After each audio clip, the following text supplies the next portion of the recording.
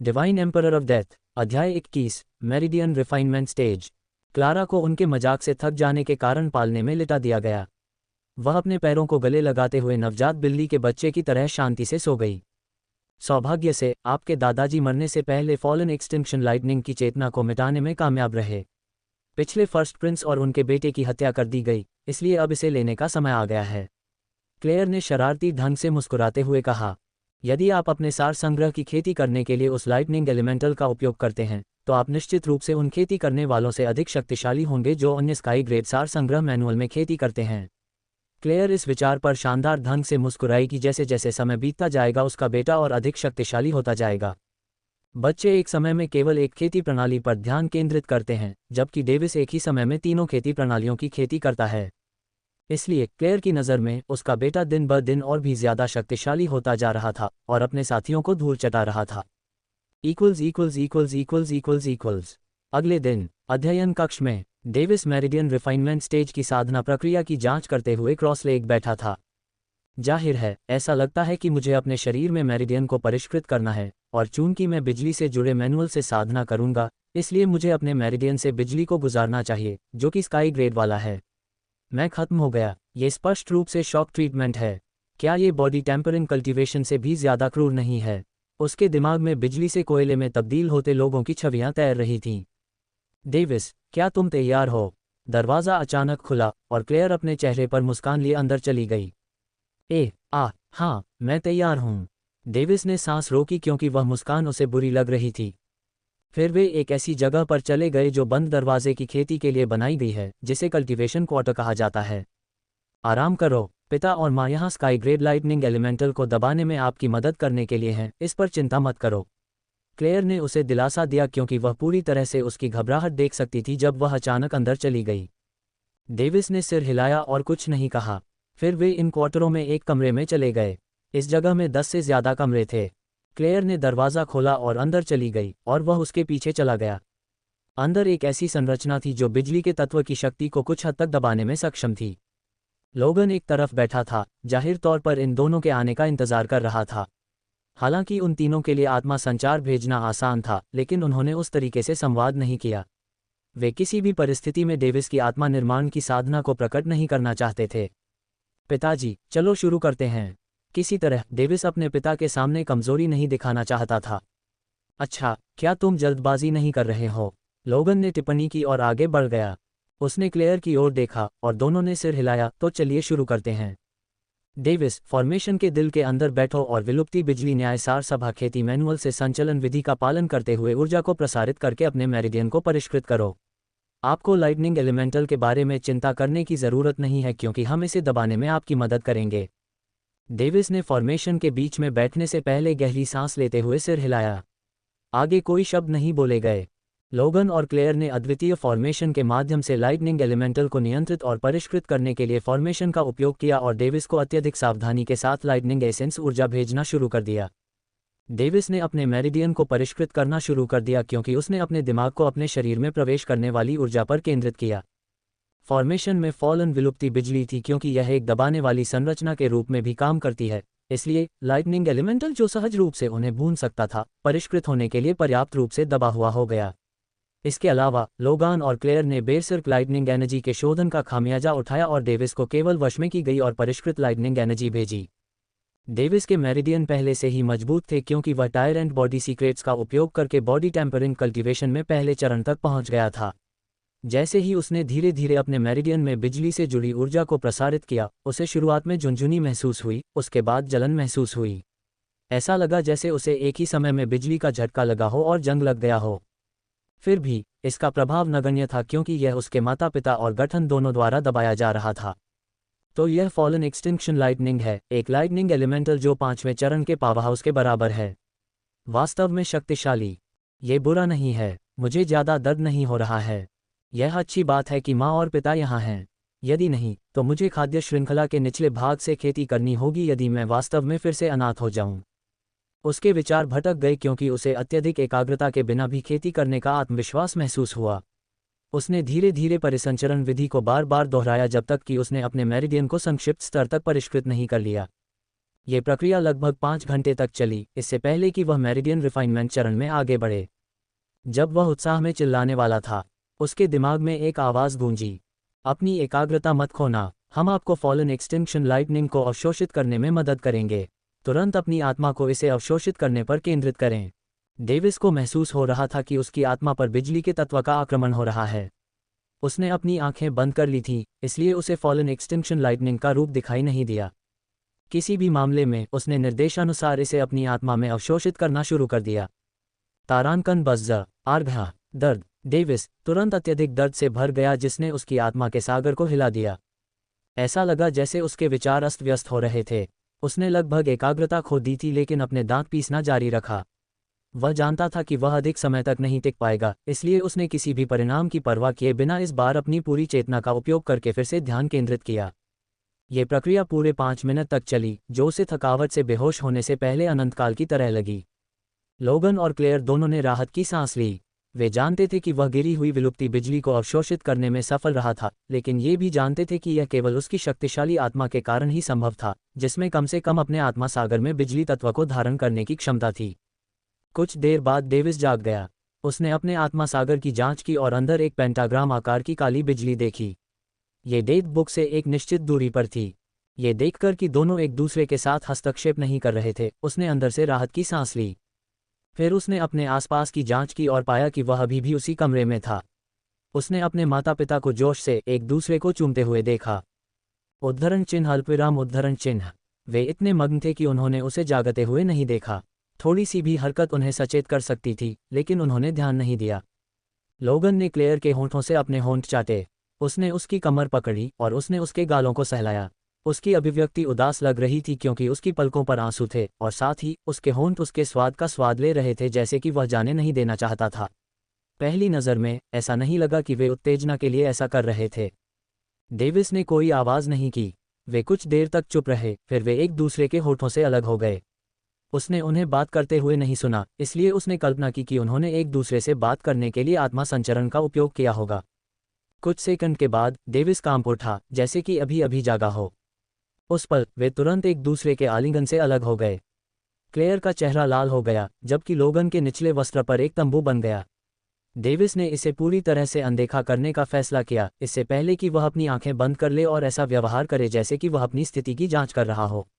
इससे उन्हें फिर से सामान्य होने के लिए पर्याप्त समय मिल गया। कुछ हुआ होगा, उसने सोचा, मेरे सामने उनका ऐसा व्यवहार करना सामान्य नहीं है। रुको, मेरी आत्मा में कुछ गड़बड़ लग रही है। डेविस चौंक गया। उसने तुरंत अपनी आत्मा की भावना को मुक्त किया और यह गोलाकार दायरे में 500 मीटर तक फैल गई। मैं शिखर स्तर नवजात आत्मा चरण पर पहुंच गया हूं। वह सीधे मध्य स्तर से शिखर स्तर पर पहुंच गया, जबकि उच्च स्तर को छोड़ दिया। ऐसा नहीं था कि उसकी आत्मा निर्माण साधना अचानक छूट गई थी, बस उसने यह नहीं देखा कि जब वह थकावट के कारण बेहोश हो गया था, तब वह उच्च स्तरीय नवजात आत्मा अवस्था में प्रवेश कर गया था। लोगन और क्लेयर मुस्कुराए क्योंकि उन्हें कारण पता था। डेविस भूल गया कि बिजली का प्रभाव व्यक्ति की आत्मा को प्रभावित करता है। इसलिए low level sky grade lightning elemental को अवशोषित करना उसके लिए एक अविश्वसनीय वरदान बन गया। उसे देर से ही सही ये बात याद आ गई। फिर उसे अचानक से जटिल महसूस हुआ क्योंकि उसके पिता भी विलुप्ति बिजली के निर्णय में प्रशिक्षित लग रहे थे, जिसका मतलब था कि फॉलन विलुप्ति बिजली उसके लिए भी बहुत उपयोगी है, लेकिन उन्होंने इसे रहने देने का फैसला किया और बड़ी पाई उसे दे दी। यह न केवल लोगन के लिए बहुत उपयोगी था, बल्कि फॉलन विलुप्ति बिजली शायद लोगन की आत्मा निर्माण खेती को भी बढ़ा सकती है। हालांकि लोगन ने इसे स्वार्थी नहीं माना और शाही खजाना उसे दे दिया। इसका ये भी अप्रत्यक्ष रूप से मतलब था कि उन्होंने उसे स्वीकार किया कि वह उनका असली उत्तराधिकारी है। अध्याय 22, जेल जाना।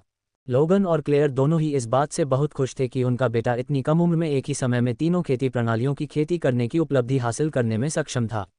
उन्हें तब और भी गर्व हुआ जब उन्हें पता चला कि वह सिर्फ 5 साल का है। डेविस अब विलुप्त होने वाली बिजली के अपने पहले स्तर का इस्तेमाल करने में सक्षम था। पहले स्तर ने बिजली के साथ उसके शरीर को बढ़ाने की क्षमता प्रदान की। वह तेजी से चलने के लिए अपने पैरों को बढ़ा सकता है, अपने विरोधियों के मांस को लकवाग्रस्त करने और उन्हें नष्ट करने के लिए अपनी बाहों पर बिजली चढ़ा सकता है। वह अपनी विचार प्रक्रिया और विश्लेषणात्मक क्षमता को बढ़ाने के लिए अपने मस्तिष्क पर भी इसका इस्तेमाल कर सकता है, लेकिन इसके लिए उसे अपनी बिजली पर बहुत ज़्यादा नियंत्रण की ज़रूरत होती है, नहीं तो वह अपने मस्तिष्क को भून देगा या नष्ट कर देगा। गिरने वाली विलुप्त होने वाली बिजली ने अपनी विशेषता के साथ उसकी शक्तियों और युद्ध कौशल की प्रभावशीलता को बढ़ाया। आखिरकार यह उसके द्वारा इस्तेमाल की जाने वाली बिजली में विनाशकारी और संक्षारक प्रभाव जोड़ती है। चूंकि डेविस ने तीनों खेती प्रणालियों में बुनियादी दक्षता हासिल कर ली थी, इसलिए वह जल्द से जल्द अपनी मृत्यु पुस्तक की सीमाओं का परीक्षण करना चाहता था। उसे ये भी नहीं पता था कि यह अब भी उसी तरह काम करती है या नहीं।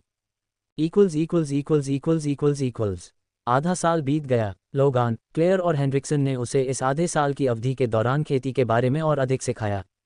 हालांकि उन्होंने उसे हर दिन अधिकतम 1 घंटे ही पढ़ाया। ऐसा लग रहा था कि वे किसी काम में व्यस्त थे। उसे अभी भी अपनी मृत्यु पुस्तक का उपयोग करने का मौका नहीं मिला क्योंकि उसे लगा कि उस पर हमेशा नज़र रखी जा रही है। उसके माता पिता और भी अजीब तरह से व्यवहार कर रहे थे। यह विशेष रूप से इस आधे साल में मामला था। वह जानता था कि यहाँ कुछ गड़बड़ चल रही है, लेकिन चूंकि उसके माता पिता उसे नहीं बताते थे, इसलिए उसे पूछने की ज़रूरत महसूस नहीं हुई। डेविस अपने माता पिता से पूछने गया कि क्या वह जीवित लक्ष्यों पर अपनी शक्तियों का अभ्यास कर सकता है। उसके माता पिता ने मना करने से पहले एक पल सोचा। डेविस इस बारे में अडिग था और उनके सामने एक विचार रखा। पिताजी, यदि आप मुझे जीवित लक्ष्यों पर अभ्यास नहीं करने देंगे तो मैं विशेषज्ञ कैसे बन सकता हूँ? बहुत हो गया डेविस, तुम इस तरह से कैसे अड़ियल हो सकते हो? तुम सिर्फ 5 साल के हो, तुम्हें लोगों से लड़ने की कोई ज़रूरत नहीं है। ठीक है पिताजी, मैं एक कदम पीछे हट जाऊं और अपनी शक्तियों को उन प्रतिबंधित विरोधियों पर आजमाऊं जो जेल में हैं। फिर तुम मुझसे क्यों नहीं लड़ते? लोगन ने स्पष्ट रूप से नाराज होकर जवाब दिया। लेकिन पिताजी, मैं तुम्हें हरा भी नहीं पाऊंगा, तुम बहुत शक्तिशाली हो। डेविस ने बेशर्मी से हार मान ली और रोना शुरू कर दिया। क्लेयर, जो बगल में थी, ने उन पर नज़र डाली और हंसी। उसने लोगन को एक सोल ट्रांसमिशन भेजा। लोगान का चेहरा बदल गया। फिर उसने आह भरी और उसे जेल जाने की अनुमति दे दी। सिर्फ इस बार मैं तुम्हारे आगे झुकूंगा, अगली बार नहीं। तुम मेरी बात सुन रहे हो? लोगन ने गुस्से से भरा चेहरा बनाया और उसे डांटा। हाँ, धन्यवाद पिताजी, डेविस ने हंसते हुए कहा। चलो चलें। फिर लोगन जेल की दिशा में चला गया। ठीक है, डेविस ने आज्ञाकारी ढंग से उसका पीछा किया और खुद को ढकने के लिए एक काला लबादा पहन लिया। रास्ते में किसी कारण से महल के पहरेदारों और नौकरानियों ने ऐसा व्यवहार किया जैसे उन्होंने उसे देखा ही नहीं। उन्होंने केवल सम्राट का अभिवादन किया और माहौल तनावपूर्ण लग रहा था। वह महसूस कर सकता था कि उस पर एक आत्मा तकनीक सक्रिय हो गई थी। तब उसे पता चला कि उसके पिता ने उसे ढक रखा था। क्या राजघराने के बच्चे के लिए जेल जाना इतना बुरा है? क्या यही कारण है? डेविस ने सोचा कि उसे ऐसा लग रहा था कि वह शाही परिवार की पेचीदगियों को समझ नहीं पा रहा है। फिर वे जेल के सामने पहुंचे। लोगन वहीं रुक गया जबकि जेल के गार्ड घुटनों के बल पर उसका अभिवादन करने लगे। गार्डों ने सम्राट को विस्मय और श्रद्धा से देखा। जेल गार्ड के नेता ने आगे बढ़कर फिर से सिर झुकाया। केवल उसका चेहरा दिखाई दे रहा था जो पीला था। उसने नीले रंग का कवच पहना हुआ था जिसके किनारों पर पीले रंग की शिखा थी। तुम कौन हो? सम्राट को रिपोर्ट कर रहा हूँ। मेरा नाम बोवेन है। जेल गार्ड के पिछले नेता ने विद्रोहियों के साथ सांठगांठ की। सौभाग्य से लोगन, जिसने अपने विश्वासघात को पाया, सभी कैदियों को रिहा करने से पहले उसे मारने में कामयाब रहा। बोवेन, मैं समझ गया। फिर वे दोनों चुप रहे। ये देखा जा सकता है कि वे सोल ट्रांसमिशन के माध्यम से संवाद कर रहे थे। बोवेन के चेहरे पर उलझन थी, फिर उसने जोर से सिर हिलाया। फिर वे तीनों जेल में दाखिल हुए। इस बिंदु पर लोगन ने डेविस को छिपाना बंद कर दिया। आप समझ गए, है न? लोगन ने निर्दयी नज़र से उससे पूछा। हाँ महाराज, बोवेन ने विनम्रतापूर्वक उत्तर दिया। वह समझ गया कि इस बिंदु पर उसे ऐसा कुछ नहीं करना चाहिए जो सम्राट को नापसंद हो। इसके बाद लोगन ने डेविस को वहीं छोड़ दिया, बिना कुछ बताए। तारानकन खांसी। महाराज, पहले मैं आपको जेल घुमा दूं। बोवेन ने अपने हाथ हिलाए। ठीक है, डेविस ने प्रसन्नतापूर्वक उत्तर दिया। इसके बाद बोवेन उसे जेल घुमाने ले गया। गलियारे में चलते हुए उसने डेविस को कैदियों के बारे में बताया। गलियारे के दोनों ओर सेल थे जिनमें कैदियों को रखा जाता था। जब वह समझाया, उसने सिर्फ उनके अपराधों के बारे में बताया और खून खराबे वाले हिस्से को पीछे छोड़ दिया। डेविस ने जो कुछ कहा उसके बारे में सुनने के बाद वह खुद को सिहरन से भर गया। उनके अपराधों में मानवता नहीं थी, लेकिन उसने उसकी बात सुनना बंद नहीं किया और न ही उसे रुकने का आदेश दिया। डेविस ने कैदियों की तरफ देखा। वे सभी निर्दयी दिख रहे थे, उनमें मानवता का कोई संकेत नहीं था, जबकि कुछ ऐसे लग रहे थे जैसे वे निर्दोष हों, और फिर कुछ कैदी थे जो उसे कामुक नज़रों से देख रहे थे। डेविस की आंखें लाल हो गईं। उसने एक एक करके उन कैदियों को घूरा। उसने बोवेन से सवाल करने से पहले एक पल सोचा। बोवेन, उसने अचानक उसे बीच में टोका।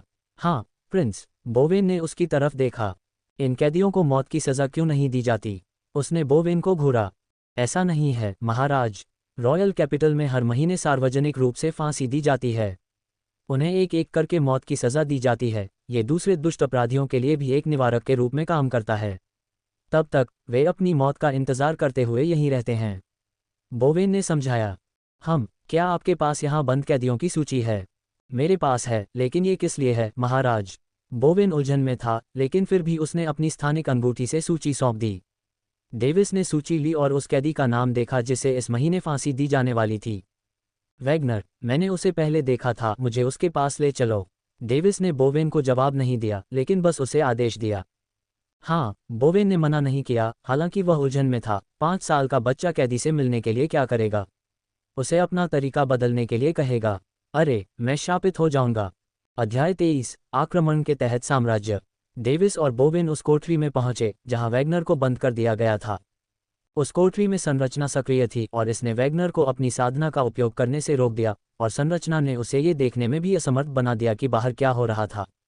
वैगनर, जो निस्संदेह एक पुरुष था, अपने चेहरे पर एक खाली भाव के साथ छत को देख रहा था। ऐसा लग रहा था जैसे वह सोच रहा था कि इस महीने उसकी मृत्यु कब होगी। डेविस ने फिर कोठरी के गेट के पास एक गोलाकार स्विच देखा। उसने उसे दबाया।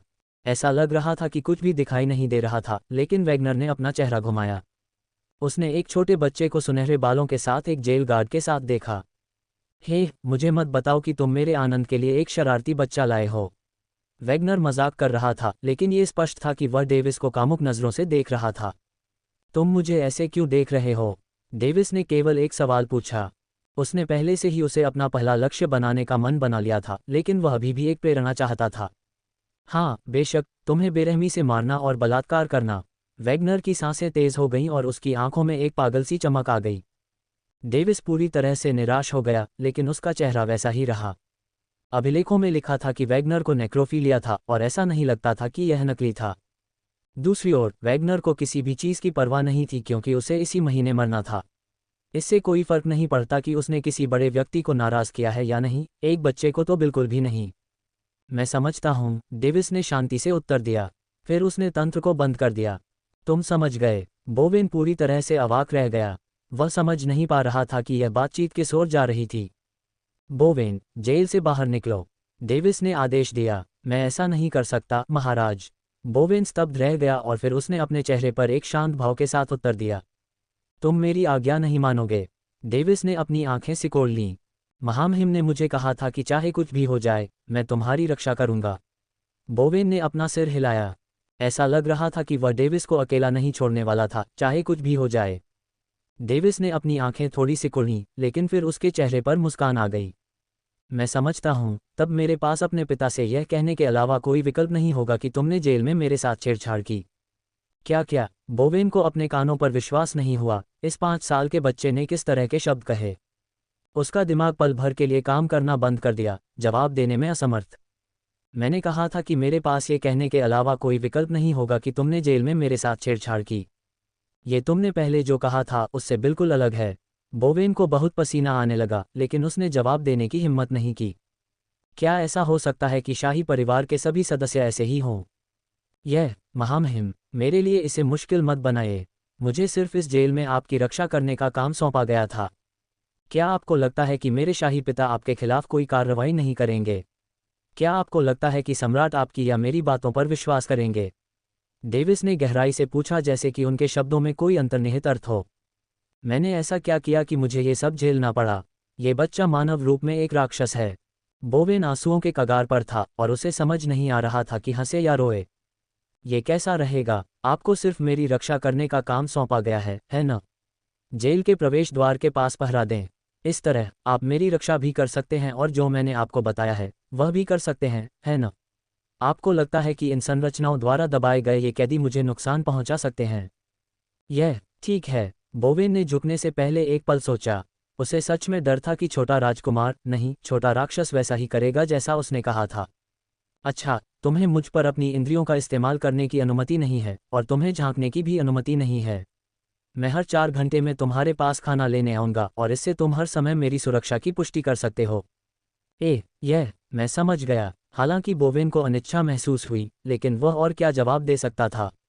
वह पहले ही एक बार महामहिम की शर्तों को स्वीकार कर चुका था और ऐसा लग रहा था कि वह इस तरीके से राजकुमार की रक्षा करने में सक्षम था। उसे कम से कम ये भरोसा था कि चाहे कुछ भी हो जाए, वह जेल में उसकी रक्षा करने में सक्षम होगा। केवल वह समझ नहीं पाया कि राजकुमार ने उसे अपनी आत्मा की भावना का उपयोग करने से क्यों मना किया। उसने कल्पना की कि इसका शाही परिवार के रहस्य से कुछ लेना देना होना चाहिए, इसलिए उसने पूछने की हिम्मत नहीं की। आखिरकार एक बच्चा, विशेष रूप से एक शाही बच्चा, इस जगह पर सिर्फ सैर सपाटा करने के लिए नहीं आएगा, है ना? बोवेन ने मन ही मन सोचा कि वह गलियारे के उस हिस्से को छोड़कर जेल के प्रवेश द्वार की ओर चला गया। डेविस ने आत्मा को खींचने से पहले अपने आसपास की जांच की, डेथ बुक को बुलाया। एक काली आभा उसके चारों ओर घिर गई और धुंधली उपस्थिति में बदल गई। जब उसने इसे देखा तो उसके हाथ में एक किताब दिखाई दी। ये नोट के दोनों तरफ शुद्ध काला था और कवर पर कुछ भी नहीं लिखा था। उसने किताब खोली और पन्ने पलटे तो पाया कि वह एकदम सफ़ेद थी, धूल का एक भी कण नहीं था। उसने फिर से स्विच दबाया तो देखा कि वैगनर अपना दाहिना हाथ ऊपर नीचे कर रहा था। ईमानदारी से कहूं तो तुम्हारे जैसे कमीने के लिए कोई मुक्ति नहीं है। डेविस ने घृणा महसूस करते हुए उसका नाम लिखा। वह उसे और भी बुरी मौत देगा। Equals equals equals equals equals equals equals 3 दिन बाद डेविस अभी भी इंपीरियल जेल के अंदर घूम रहा था, डेथ बुक के साथ प्रयोग कर रहा था। इंपीरियल कैसल में थ्रोन हॉल। लोगन अपने सिंहासन पर बैठा था जबकि क्लेयर उसके बगल में बैठी थी, लेकिन दोनों के चेहरे बेहद गंभीर दिखाई दे रहे थे। पूरा थ्रोन हॉल भीड़ से भरा हुआ था, भले ही वह 100 मीटर लंबा और चौड़ा था। यहाँ लोग इकट्ठे हुए थे जिनमें इंपीरियल पैलेस और सेना के मध्यम वर्ग के अधिकारी से लेकर उच्च वर्ग के अधिकारी शामिल थे। यहाँ का माहौल तनावपूर्ण था। किसी ने भी एक शब्द भी बोलने की हिम्मत नहीं की। उन्हें डर था कि उन्हें बाहर निकाल दिया जाएगा या सीधे मार दिया जाएगा। क्रीक। सिंहासन हॉल के विशाल दरवाजे को खोलने से एक आवाज़ गूंजी, जिससे वहां मौजूद लोग थोड़ा कांप उठे, जैसे कि यह अंडरवर्ल्ड से एक दरार थी। एक आज्ञाकारी स्वभाव वाला एक बूढ़ा व्यक्ति बड़ी तेजी से अंदर आया। वह गहरे नीले रंग के कवच से ढका हुआ था और उसने अपनी भव्य टोपी अपनी बाहों में पकड़ी हुई थी। वह आगे बढ़ता रहा जब तक कि वह 5 अन्य लोगों के साथ कतार में नहीं खड़ा हो गया, जो अलग अलग लेकिन शानदार कपड़ों में सजे हुए थे। वह फर्श पर एक पैर पर घुटने टेक कर बैठ गया और अपने हाथों को आपस में जोड़ लिया। सम्राट को रिपोर्ट कर रहा हूं। उसने एक गहरी सांस ली और चिल्लाया। एल्बर्ट किंगडम, जो हमारे अधिकार क्षेत्र में है, पर 2 दिन पहले आक्रमणकारी सेनाओं ने कब्जा कर लिया है। उसके चेहरे पर पसीने की बूंदें बन गईं। हम रेवन साम्राज्य और ट्रिटर साम्राज्य के संयुक्त गठबंधन के आक्रमण से बचाव करने में असमर्थ थे। एक धमाके के साथ जिससे कई लोग चौंक गए, उसने सिर झुकाते हुए कहा, हमें विशाल खतरे के सामने पीछे हटने के लिए मजबूर होना पड़ा और मैंने कायरतापूर्वक सेना को शाही राजधानी में वापस जाने का फैसला किया। कृपया इस काय को मरने दें और इस गलती का प्रायश्चित करें। महामहिम।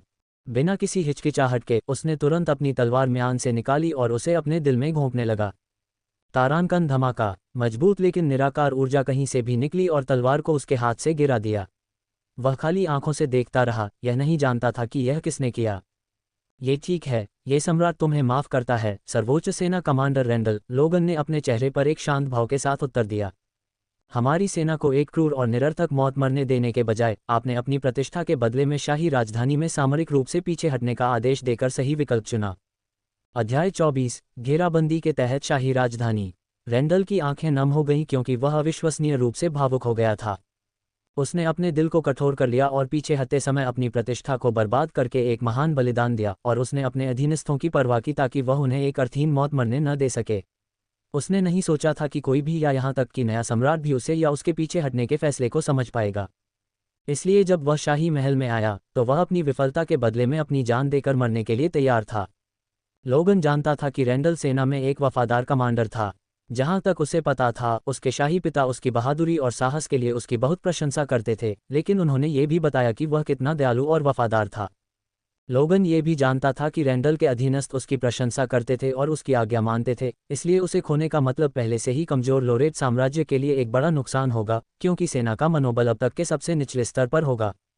वर्तमान सम्राट लोगान को सिंहासन कक्ष में अपना अधिकार स्थापित करने के लिए की गई गलतियों के लिए रेंडल का सिर खुद ही काट देना चाहिए था, लेकिन वह ये भी समझता था कि ऐसा करना मूर्खतापूर्ण था, क्योंकि इससे उसके लोगों में असंतोष और अराजकता ही पैदा होगी।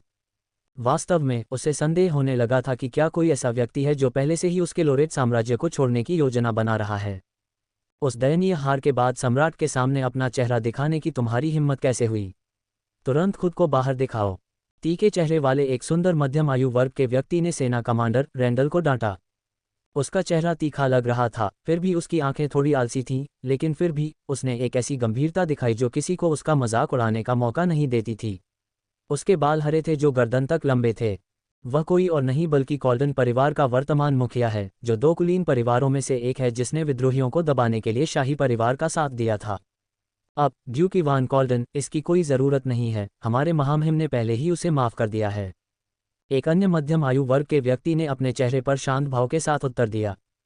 वह आकर्षक दिख रहा था और उसके चमकीले लाल बाल कमर तक लटक रहे थे। वह कोई और नहीं बल्कि नोलन परिवार का वर्तमान मुखिया है, जो विद्रोह के दौरान शाही परिवार का साथ देने वाले दो कुलीन परिवारों में से एक है। क्या आप युद्ध के बीच में एक काय का समर्थन कर रहे हैं, duke John Nolan? Duke Ivan Colden ने सवाल किया। अब आपस में लड़ने की कोई ज़रूरत नहीं है और थोड़ा संयम दिखाए, आप सम्राट के सामने हैं, ड्यूक कॉल्डन। हेनरिक्सन ने शांति से हस्तक्षेप किया जैसे कि वह इस तमाशे से थक गया हो। ड्यूक इवान कॉल्डन ने बड़बड़ाया और कुछ और नहीं कहा। वह एक सम्राट से इतना नहीं डरता था जो उससे थोड़ा ज़्यादा शक्तिशाली था। उसे यह नहीं पता था कि लोगन पहले ही वयस्क आत्माचरण में प्रवेश कर चुका था। अगर उसे पता होता तो वह युवा सम्राट के प्रति इतना अपमानजनक होने की हिम्मत नहीं करता। अन्य दो चुप थे जैसे कि इससे उनका कोई लेना देना नहीं था। वे निर्दयी तलवार संप्रदाय और भेदी ड्रैगन संप्रदाय के नेता थे। दोनों संप्रदाय स्काईग्रेड संप्रदाय थे, यद्यपि निम्न स्तर के, जिसमें उनके पास केवल एक एकल कानून बीज चरण पावर हाउस था जो उनके संबंधित संप्रदायों के शीर्ष पर बैठा था।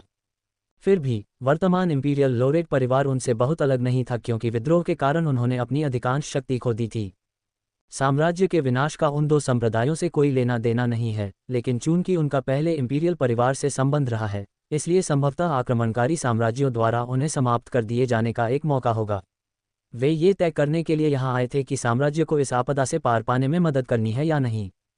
बस, लोगन ने प्रतिध्वनित किया। उसकी आवाज़ ने लगभग सभी उपस्थित लोगों को प्रभावित किया क्योंकि वे अवचेतन रूप से चौकन्ने हो गए।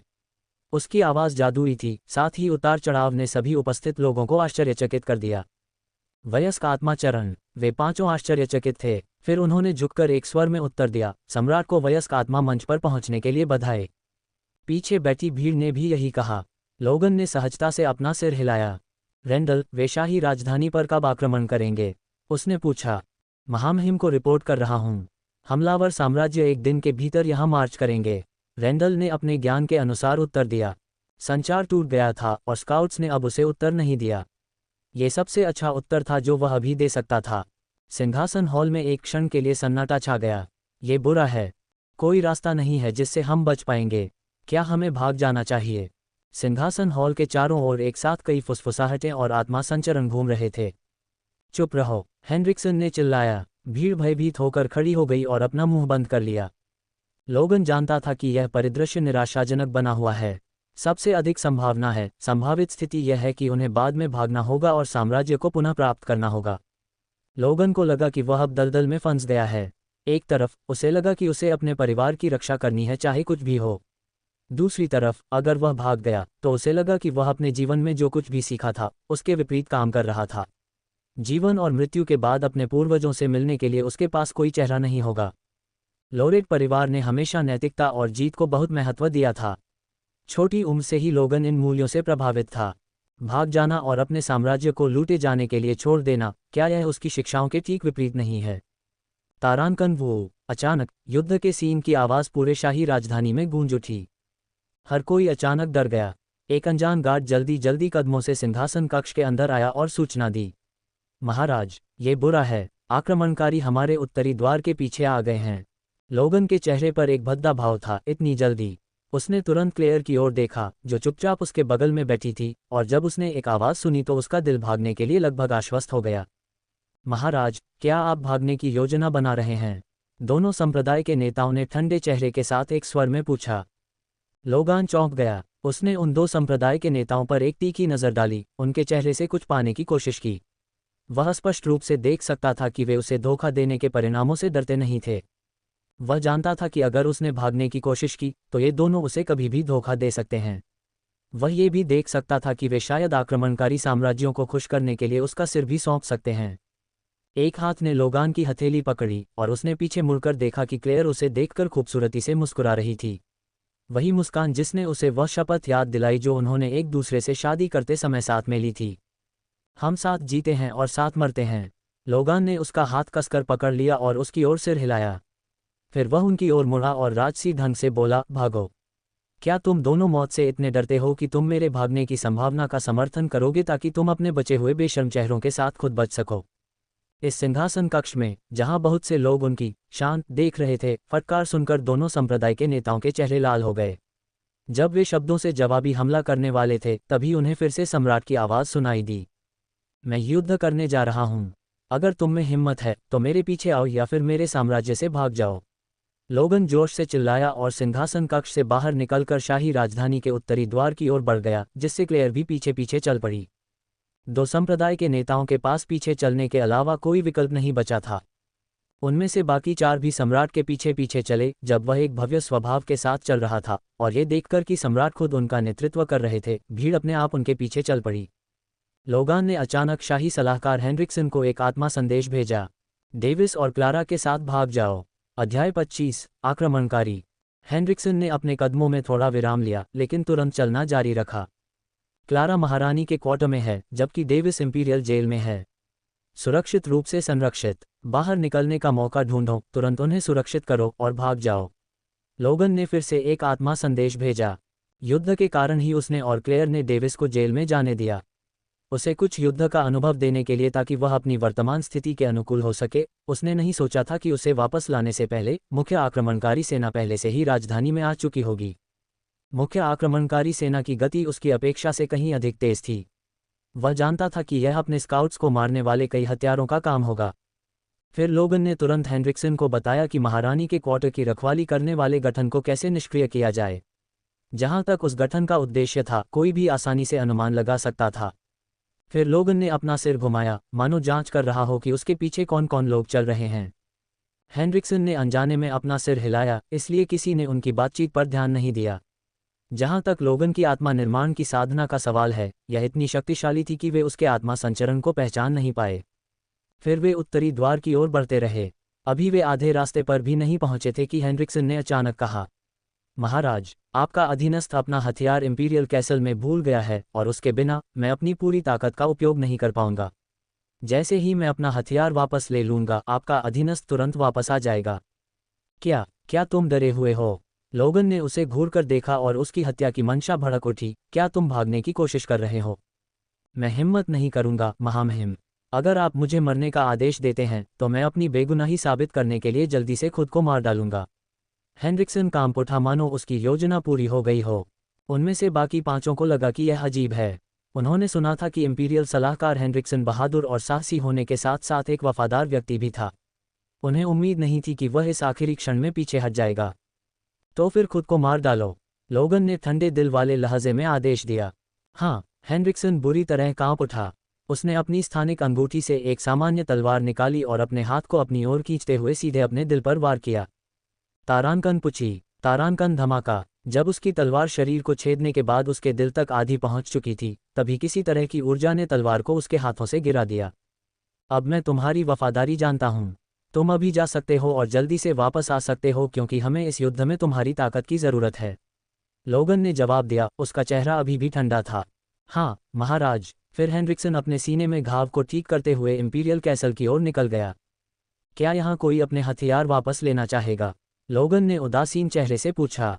वह एक घिनौना हत्या का इरादा दिखा रहा था, जिससे बाकी 4 लोगों ने अपना मुंह बंद कर लिया। फिर लोगन ने यात्रा जारी रखी, जबकि बाकी लोग उसके पीछे पीछे चल रहे थे। क्या यह इस्तेमाल करने का एक बेकार कारण नहीं था?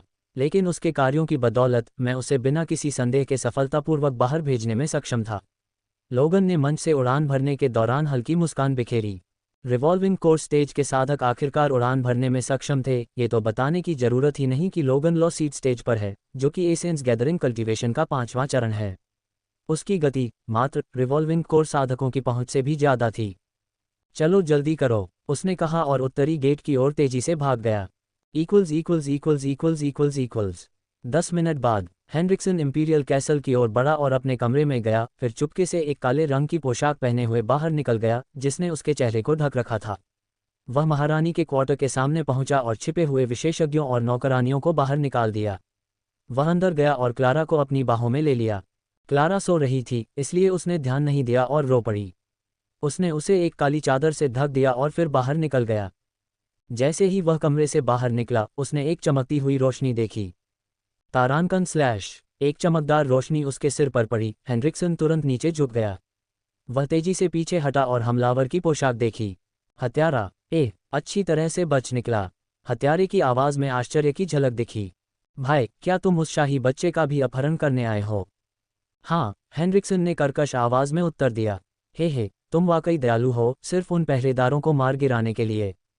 वाह। क्लेरा, जो हेनरिक्सन की बाहों में थी, चौंक कर जाग गई और अपने आसपास अजीब लोगों को देखकर वह तुरंत रो पड़ी। भाई, बस बच्चे को छोड़ दो, मैं तुम्हारे लिए यह मुश्किल नहीं बनाऊंगी। छी, मेरा समय बर्बाद करने की कोशिश कर रहा है। हेनरिक्सन ने तुरंत अपनी बेशकीमती तलवार निकाली। उसने अपनी peak level silver stage battle आभा जारी की जो एक शैतानी ताकत का विकिरण कर रही थी। हत्यारे ने स्पष्ट रूप से झिझकते हुए कहा, आह भाई, ये गलतफहमी है, तुम बच्चे को ले सकते हो और हम। तारांकन बूम। हेनरिक्सन ने तुरंत अपने बीच की दूरी को कवर किया और बिना अपने हमले का नतीजा देखे ही वार कर दिया। फिर वह जल्दी जल्दी इंपीरियल कैसल से बाहर निकलकर जेल की ओर बढ़ गया। क्या उन्हें पता चल गया कि पहला राजकुमार कहाँ है? ये बुरा है। लोगान लोरेट, अब यहाँ से बाहर निकलो और हमारे सम्राट का सामना करो। लोगान लोरेट, तुम काय हो, अब यहाँ से चले जाओ। काय सम्राट, अपना परिचय दो। इंपीरियल कैपिटल के उत्तरी द्वार के पीछे कई तरह की अपमानजनक चीखें सुनाई दे रही थीं। दो हमलावर साम्राज्यों के सहयोगी योद्धा तरह तरह के उकसावे फैला रहे थे। वे डरे हुए नहीं लग रहे थे क्योंकि उनके अपने साम्राज्यों के दो सम्राट उनके पीछे खड़े थे। हा, ऐसा लगता है कि हम बिना ज्यादा हताहत हुए ये युद्ध जीत सकेंगे। जोरदार हंसी सुनाई दी। निश्चित रूप से, क्या हमने इस प्रयास के लिए गठबंधन नहीं किया था? जे एक भयानक हंसी सुनाई दी, लेकिन ये लगभग भ्रष्ट लग रही थी। जो आदमी दिल खोलकर हंस रहा था, वह मोटा लेकिन मजबूत दिख रहा था और उसकी भुजाएं उभरी हुई थीं। उसकी जांघों पर दो सुंदर सुंदरियां थीं। वह उनके साथ छेड़खानी करते हुए और युद्ध के बारे में टिप्पणी करते हुए उनकी कमर पकड़ रहा था। वह कोई और नहीं बल्कि रेवन साम्राज्य का वर्तमान सम्राट माइक रेवन है। दूसरा आदमी जो अजीब तरह से हंस रहा था, पतला और चालाक दिख रहा था। उसने मोटे आदमी को ये दो सुंदरियां प्रदान की, या तो मोटे सम्राट के साथ अपने रिश्ते को समृद्ध करने के लिए या कुछ साजिश रचने के लिए। वह कोई और नहीं बल्कि ट्रिटर साम्राज्य का सम्राट केन ट्रिटर है। दो कमीने जिन्होंने मेरे साम्राज्य पर आक्रमण करने की हिम्मत की। बाहर आओ। पूरी सेना में एक गुस्से भरी आवाज़ गूंज रही थी। वह यहाँ है। सम्राट रेवन के बगल में एक अधेड़ उम्र के व्यक्ति ने आवाज़ दी। मैं इन सुंदरियों का अब कैसे आनंद ले सकता हूँ? उसकी टाइमिंग इससे भी खराब नहीं हो सकती। सम्राट रेवन के चेहरे पर असंतोष साफ झलक रहा था। सम्राट रेवन इन सुंदरियों का बाद में आनंद ले सकते हैं और मुझे यकीन है कि ये उपहार आपके समय के लायक होंगे। एक कामुक महिला जिसने खुले कपड़े पहने हुए थे ने आकर्षक आवाज़ में कहा। वह सम्राट ट्रिटर के बगल में थी। हाँ, तुम सही कह रही हो मेरी बहू। सम्राट रेवन हंसे। वे चारों एक साथ उड़ गए और उत्तरी गेट के पास हवाई क्षेत्र में लोगान और उसके अधीनस्थों को घूरने लगे। हाँ, छोटे सम्राट, तुम वाकई शक्तिशाली हो। वयस्क आत्मा अवस्था लगभग 30 साल की। जे। दोनों सम्राटों ने अजीब तरह से हंसी उड़ाई, फिर भी वे अंदर से राहत महसूस कर रहे थे कि उन्होंने ये कदम पहले ही उठा लिया था। वरना क्या ये खजाना, जिसे लोरेट साम्राज्य के नाम से जाना जाता है, कुछ सालों बाद उनकी नज़रों और हाथों से बाहर नहीं हो जाता? नमस्कार, मुझे औपचारिक रूप से अपना परिचय देने की अनुमति दें। मैं रेवन साम्राज्य का सम्राट माइक रेवन हूँ। सम्राट रेवन ने लोरेट सम्राट से अपना परिचय दिया। उसके बाद केन ट्रिटर ने भी अपना परिचय दिया। केन ट्रिटर, ट्रिटर साम्राज्य के सम्राट। लोगान ने उन दो लोगों को देखा जो एक दूसरे से अलग दिख रहे थे, लेकिन उनका स्वभाव एक जैसा था। वह ठंडे स्वर में सवाल करने से खुद को रोक नहीं सका। क्या तुम्हें खुद पर शर्म नहीं आती? एक ऐसे साम्राज्य को हराने के लिए टीम बना रहे हो जो विद्रोह के दौरान पहले ही अपनी ताकत खो चुका है। शर्म? क्या तुम इसे खा सकते हो? क्या तुम इसे खेती के संसाधनों में बदल सकते हो? अपनी बकवास बंद करो, छोटे सम्राट। सम्राट रेवन ने मजाक उड़ाते हुए हंसा। जीजे, हम में शर्म है, लेकिन क्या तुम्हें लगता है कि जब तुम ठीक हो जाओगे और मजबूत हो जाओगे तो हमें हमला करना चाहिए? बोले।